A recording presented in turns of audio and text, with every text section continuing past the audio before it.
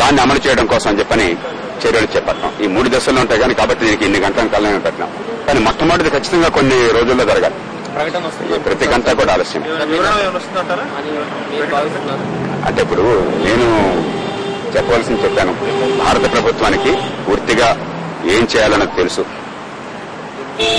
కాబట్టి ఎలా అని చెప్పినది అందరితో కూడా సంప్రదించి మరి అకస్మాత్తుగా హడావుడిగా చేసినట్టు కాకుండా కాస్త ఆలోచించి పూర్వపరాలు ఆలోచించి ఖచ్చితంగా వారు చేయవలసి చేస్తారు. దాన్ని అనుమానం లేదు. అంటే పరిస్థితి తీవ్రతను వాళ్ళు గమనించారా? స్పష్టంగా గమనించారు. వారికి ఏమాత్రం అనుమానం లేదు. రాష్ట్రంలో వివిధ వర్గాల ప్రజలు చాలా ఆవేశంతో ఉన్నారు, చాలా ఆశలతో ఉన్నారు. కాబట్టి ఈవేళ దీన్ని ఆషామాషిగా మాటలతో కాదు, దీన్ని చాలా పటిష్టమైన చర్యలతోనూ నిజాయితీగాను హుందాతనంగాను ప్రజాస్వామ్యబద్ధంగా మాత్రమే పరిష్కరించగలం. ఈ దేశంలో ఏ భాగంలో ఎవరికి నొప్పి కలిగినా, ఎవరి గుండెల్లో గాయాలైనా కూడా అది దేశానికి జాతీయతకే మచ్చ అన్న విషయం పూర్తిగా ఈవేళ యూపీఏ చైర్పర్సన్ కానీ లేకపోతే నిన్న ప్రధానమంత్రి గారు కానీ వారికి పూర్తిగా ఆ విషయంలో అవగాహన ఉంది. కాబట్టి పార్టీలకు అతీతంగా దీన్ని ఏదో ఒక రాజకీయ వ్యవహారంగా పార్టీల వ్యవహారంగా భావించకుండా పార్టీలకు అతీతంగా ఇది దేశ సమగ్రతకి ఈ దేశం ఉనికికి సంబంధించిన సమస్యను గుర్తించి సరైన పరిష్కారాన్ని వారు కనుక్కోవాలని ఆలోచనతో ఉన్నారు. నాకు దానిలో ఏమాత్రం నమ్మలేదు.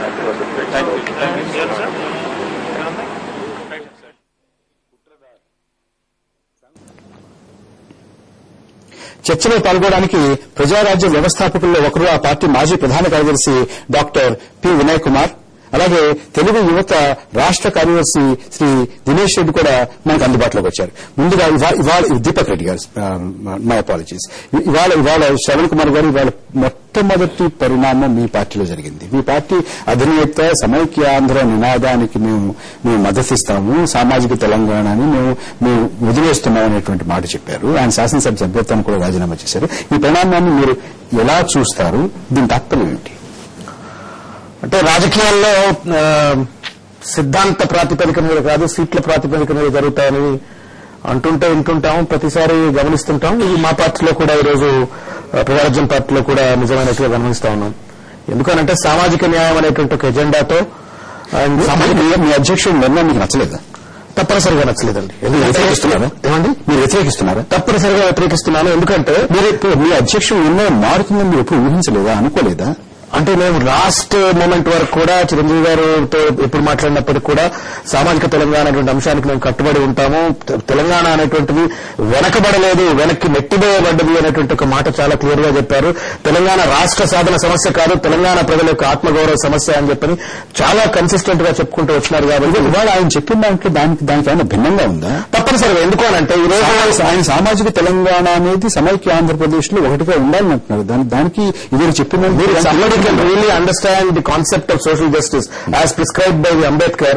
సామాజిక న్యాయం సరిగ్గా ఈ దేశంలో జరగాల అంటే చిన్న రాష్ట్రాల విభజన జరగాల. రెండోది భాషాధారిత రాష్ట్రాలు కాదు, అక్కడ ఉన్నటువంటి ప్రజల యొక్క మనోభావాలు, ప్రజల యొక్క సంస్కృతి అన్ని కూడా చరిత్రలు అన్ని దృష్టి పెట్టుకోవాలి. చెప్పినటువంటి సామాజిక తెలంగాణ అంటే అది అని మీరు అనుకున్నారు. మేము ఆస్ఫూర్తితో తెలంగాణలో ఆయన అనుకోలేదేమో. అది it is too difficult for me to predict. But at least అది అపరెంట్ ఫేస్ వాల్యూ ఎప్పుడైతే మాకు సామాజిక న్యాయం, సామాజిక తెలంగాణ అనేటువంటి ఒక సిద్ధాంతంతో వచ్చినటువంటి పార్టీ అన్నప్పుడు తప్పనిసరిగా తెలంగాణలో ఉన్నటువంటి వాళ్ళందరూ కూడా ఈ తెలంగాణలో ఉన్నటువంటి ఒక బడుగులు బలహీన వర్గాలందరికీ కూడా ఈ ప్రజారాజ్యం పార్టీ తోటి ఒక సామాజిక న్యాయం లభిస్తుంది, రాజ్యాధికారం లభిస్తున్నట్టుగా నమ్మకంతో మేమందరూ కూడా చైతన్యంగా ఉద్యోగాలు వదిలిపెట్టినాము, వృత్తులు వదిలిపెట్టినాము, అన్ని కూడా వదిలిపెట్టి ఒక ఉద్యమంలో భాగస్వామ్యం చేశాం. కాకపోతే ఏంటంటే గత ఇన్ఫాక్ట్ ఈవెన్ ఈ మూవ్మెంట్ స్టార్ట్ అయినప్పుడు, ప్రత్యేక తెలంగాణ మూవ్మెంట్ ఎప్పుడైతే బాగా కేసీఆర్ గారు నిరాహార దీక్ష మూవ్మెంట్ స్టార్ట్ అయినప్పుడు ప్రక్రియలో కూడా చిరంజీవి గారు కేసీఆర్ దగ్గరికి వెళ్ళి పరామర్శించడం జరిగింది. తర్వాత చనిపోయినటువంటి శ్రీకాంత్ తల్లిదండ్రులతో పరామర్శించడం జరిగింది. ఎంతో కొంత సానుకూలత ఉన్నట్లుగా ఆయన వ్యవహార శైలిలో మాకు చాలా క్లియర్ గా కనబడింది.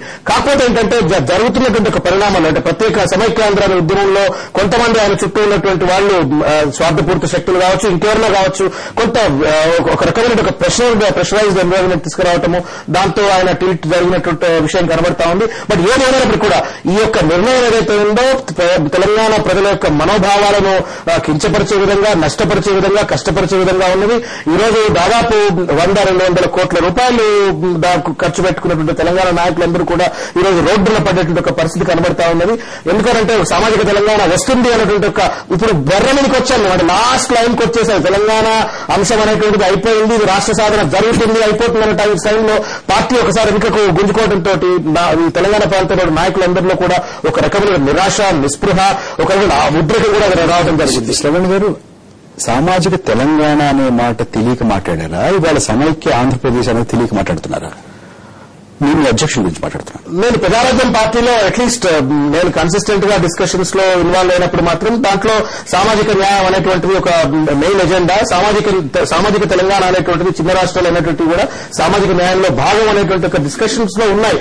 కాకపోతే నేను అనుకుంటాను ఏంటంటే ఇప్పుడు సిద్ధాంతాలు అనేటువంటి పొలిటికల్ పార్టీస్ కు ఒక అలవాటు అయిపోయింది.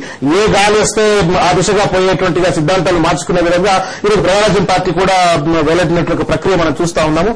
దానివల్ల ఇక్కడ ఉన్నటువంటి ప్రజలు మనోభావాలన్నీ కూడా నష్టం కలిగించినటువంటి ఒక పరిస్థితి మనం చూస్తాం. పార్టీ స్థాపనలో చాలా ముఖ్యమైనటువంటి భూమికను పోషించి ఆ పార్టీ సిద్ధాంత రచనలో కూడా చాలా ముఖ్యమైన పాత్ర పోషించినటువంటి డాక్టర్ వినయ్ ఉన్నారు. డాక్టర్ వినయ్ కుమార్ గారు, ఇవాళ తీసుకున్నటువంటి నిర్ణయం ఏంటి? దీని అర్థం ఏంటి? ఎందుకు తీసుకున్నారు ఈ నిర్ణయం? ఇప్పుడు ఇది యాక్చువల్లీ ప్రతి ఒక్కళ్ళు రాజకీయవేత్తలు ఒక పొలిటికల్ స్పేస్ కోసం పోట్లాడడం. ఇవాళ తీసుకున్నటువంటి నిర్ణయం మీకు ఆమోదీయం కాదా? ఎట్టి పరిస్థితిలో కాదు, ఆమోదీయం కాదు.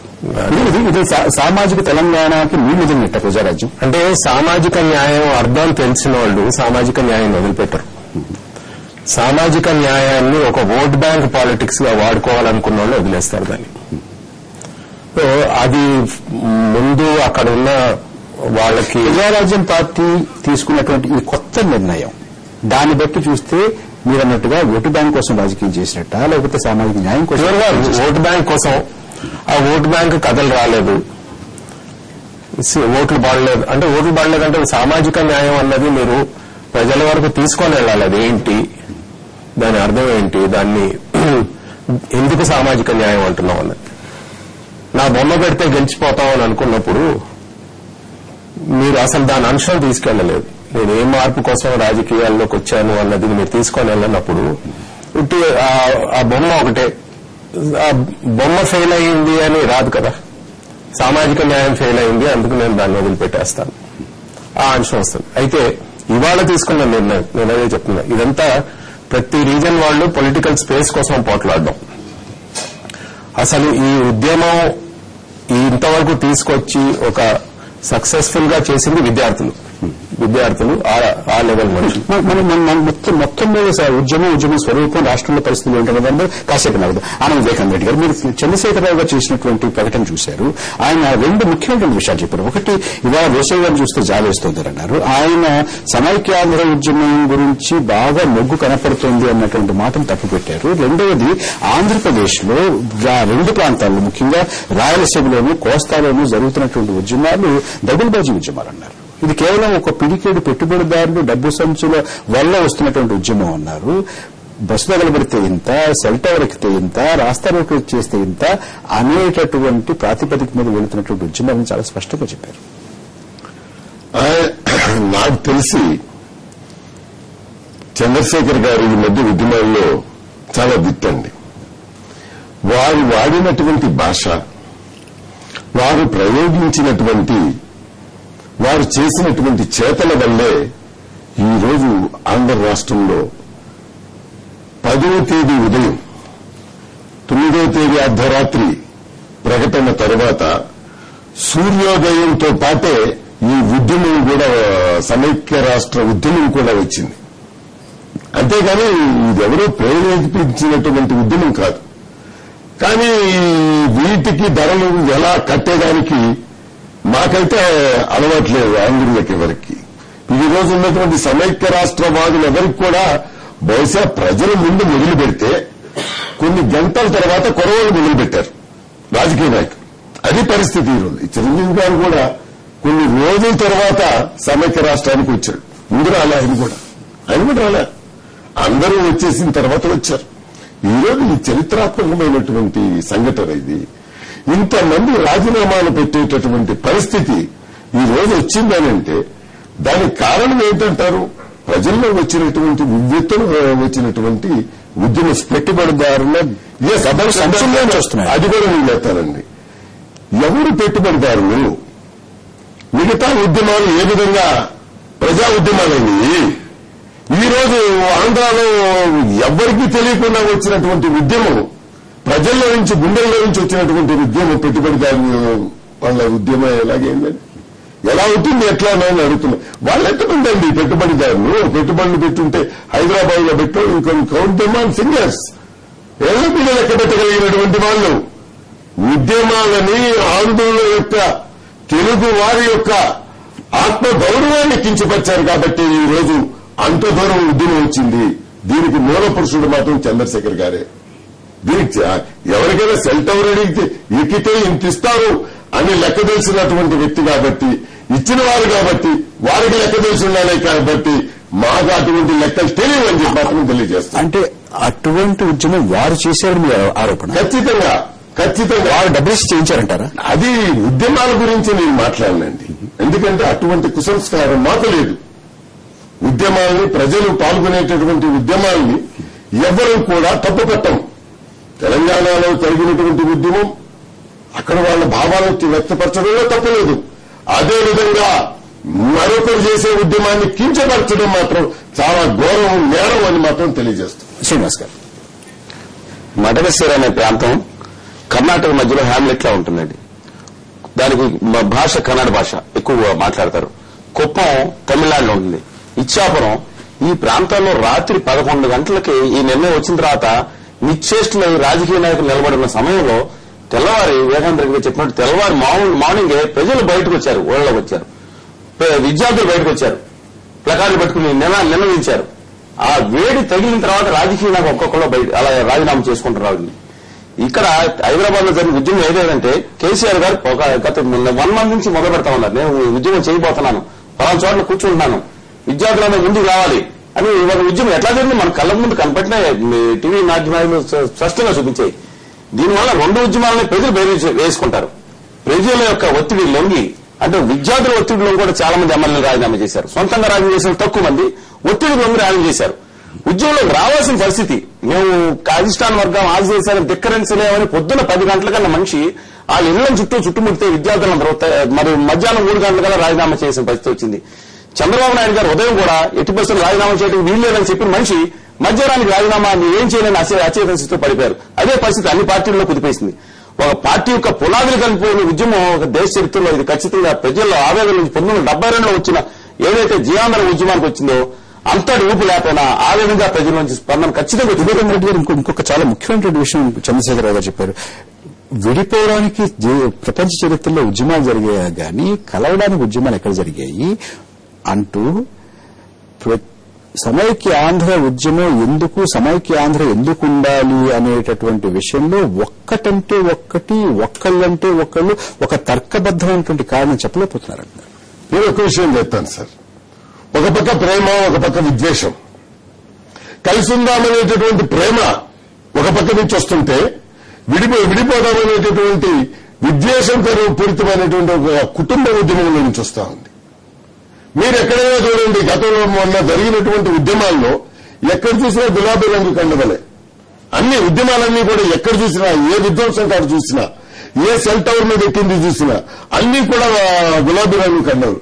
ఈ రోజు సమైక్య రాష్ట్ర ఉద్యమాల్లో చూడండి, ఒక్కరి జెండా ఒక రకమైన జెండా ఉందా, లేకుంటే ఒక రకమైనటువంటి కండ ఉందా, ఎవరి పార్టీకి వాళ్ళు చేస్తున్నారండి.